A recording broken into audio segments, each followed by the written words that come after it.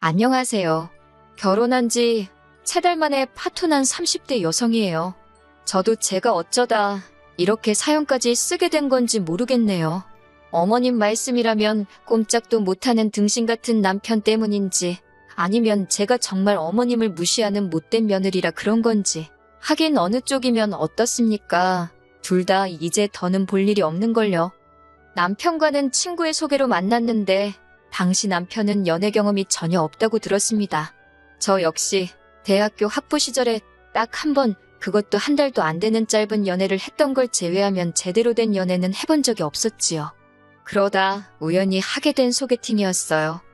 비슷한 사정 덕분인지 의외로 남편과는 첫 만남부터 대화가 잘 통했습니다. 이후로 얼마 지나지 않아 진지한 사이로 발전했고 연인으로서 1년이란 시간을 함께했고요. 어느 다른 연인들처럼 서로 다투고 토라지는 일도 한 번 없었을 만큼 안정적인 만남을 이어갔어요. 그래서인지 남편이 결혼하자고 프로포즈를 해왔을 때 크게 고민하지 않고 그러자 했습니다. 솔직히 제 인생에서 남편보다 더 좋은 남자를 만날 수 있을 거란 생각이 안 들었으니까요. 하지만 신혼여행에서 돌아오고 얼마 지나지 않아서부터 남편과 제 사이에는 끊임없이 불화가 이어졌지요. 그리고 그 원인은 다름 아닌 어머님 때문이었습니다. 하긴 돌이켜 생각해보면 박수도 양손이 맞아야 소리가 난다고 어머님뿐만 아니라 그런 어머님을 어쩌지 못하는 마마보이 남편이 더 큰 문제였네요. 사귈 때부터 남편은 말끝마다 어머님이 어쩌고 저쩌고 저쩌고 어쩌고 어머님 타령을 어지간히 해대기는 했어요.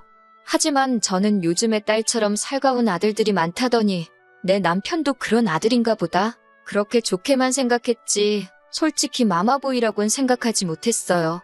말이 나와서 말인데 아버님은 남편이 어렸을 때 병으로 세상을 떠나셨고 이후로 어머님 혼자 온갖 굳은 일을 해가며 남편을 키우셨다고 들었거든요. 그래서 다른 모자지간보다 조금 더 애틋한가 보다. 그 정도로만 생각했지요. 마마보이 남편 때문에 마음고생한 일을 전부 다 늘어벌리자면 끝도 없게 생겼으니 결정적인 사건만 이야기해볼게요. 결혼 전 남편은 어머님과 단둘이 살고 있었고 저는 자취를 하고 있었어요. 친정은 경기권에 있었는데 출퇴근할 때마다 교통지옥에 제가 체력이 바닥나는 게 느껴져서 회사 근처로 독립을 했거든요.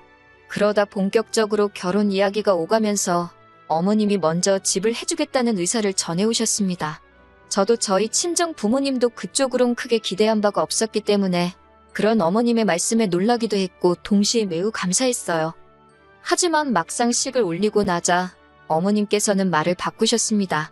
주시는 게 남편 명의로 집을 해주시는 게 아니라 당신이 가진 빌라를 저희에게 전세로 주시겠다는 거예요. 하시는 말씀이 원래는 다른 사람들한테 보증금 3천에 월세 60만 원에 내놓는 집인데 저희한테는 전세로 주시겠답니다. 보증금 1억만 당신한테 맡겨놓고 공짜로 살라나요? 지어진 지 20년은 좋게 되어 보이던 그 빌라는 어디서 그렇게 바람이 들어오는지 우풍도 너무 심했고 욕실은 원래 색을 알 수 없을 만큼 곰팡이로 뒤덮여 있었어요. 이런 집을 저희더러 1억을 내놓고 살라니 아무리 어머님이라도 이건 뭐 도둑놈 신보가 따로 없다 싶더라고요. 정말이지 100번 양보해서 들어와서 산다고 해도 손대야 할 곳이 한두 군데가 아니었습니다. 황당함을 감추지 못하는 저를 앞에 두고 어머님께서 하신다는 소리는 더 가관이었어요.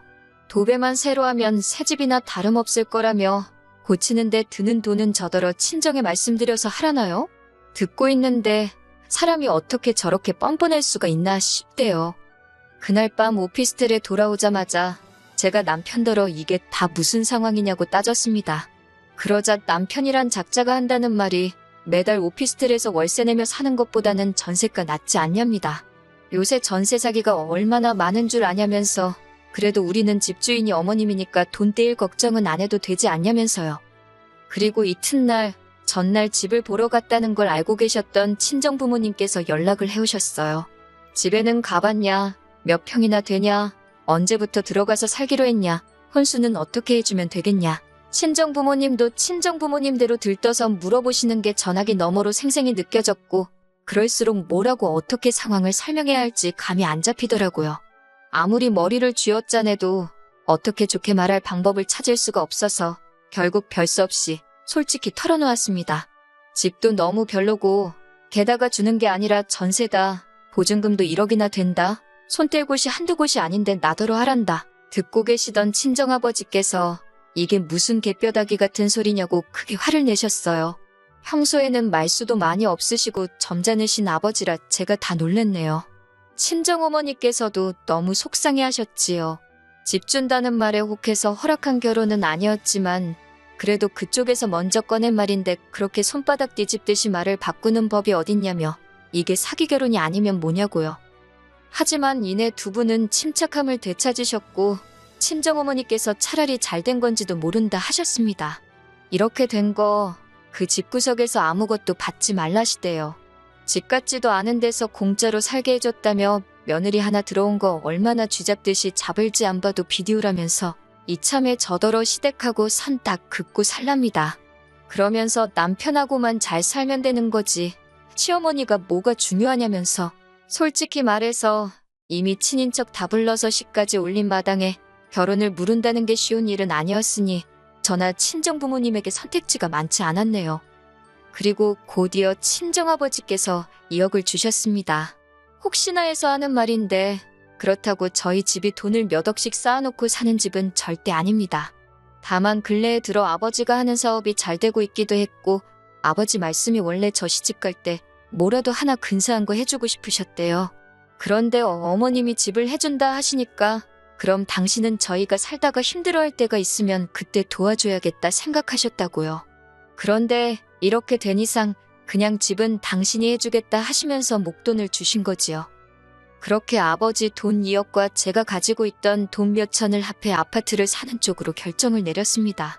남편과 상의해봤자 어머님 기분이나 헤아리느라 바쁠 테니 그냥 남편에게도 제 결정을 통보하듯 전했어요.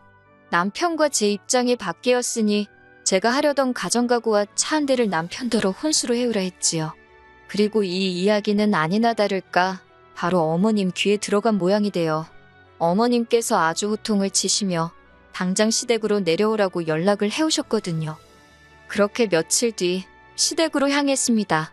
어머님께선 시애미가 오려는데 그날 밤이라도 내려와야지 주말이 다 돼서야 내려왔다며 시작부터 화를 내셨는데 제가 전업주부도 아니고 저도 직장을 다니는데 그게 뭐 제 마음대로 되나요?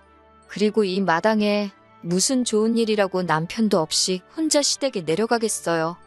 어쩌다 보니 어머님과 남편은 소파에 앉고 저는 바닥에 앉아 있더라고요.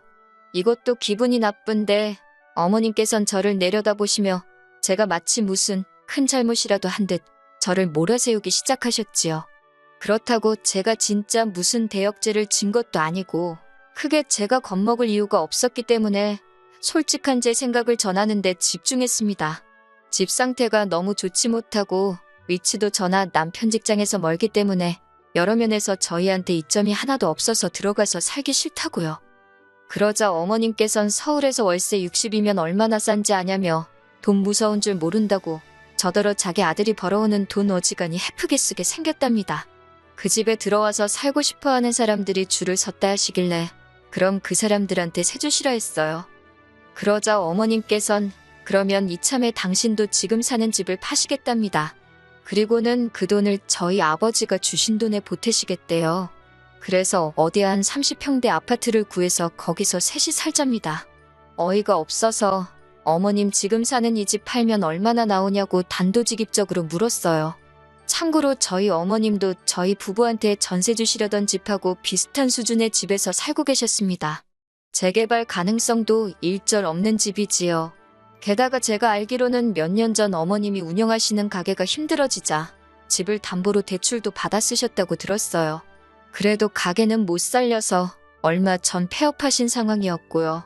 그런 걸 제가 뻔히 아는데 어머님 집을 팔고 합가라니 말도 안 되는 소리였지요. 그런데 남편이 옆에서 박수를 쳐대며 정말 좋은 생각이랍니다. 이참에 자기 어머니도 좋은 집에서 한번 모셔보고 싶다면서 장인어른한테 너무 감사하대요. 그러면서 어머님더러 어쩜 그렇게 머리가 잘 돌아가냐고 자기 엄마지만 정말 대박이라나 어쩐다나. 저는 어머님께 합가는 절대 안 한다고 했어요. 그리고 저도 식탁 의자 끌어다 앉았습니다. 아까부터 어머님이랑 남편이 소파에서 저를 내려보는 것도 짜증나고 눈에 들어오는 모든 게 꼴보기도 싫더라고요. 남편이 저더러 한다는 말이 2억 가지고 집을 사면 얼마나 좋은 집을 사겠냐입니다.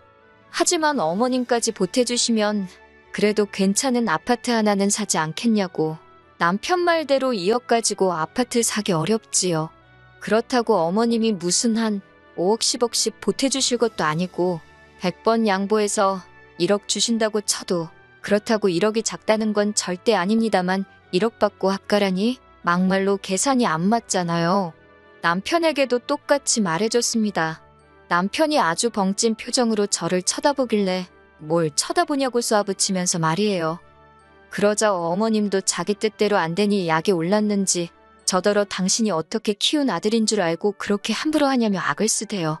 순하게 생긴 게 마음에 들어 당신 딸이다 생각하고 잘해주려고 했다나 어쩐다나. 그런데 이제 보니 아주 그냥 못돼 처먹었다면서 당신이 사람을 한참 잘못 봤다고 말도 안 되는 억지를 쓰시더라고요.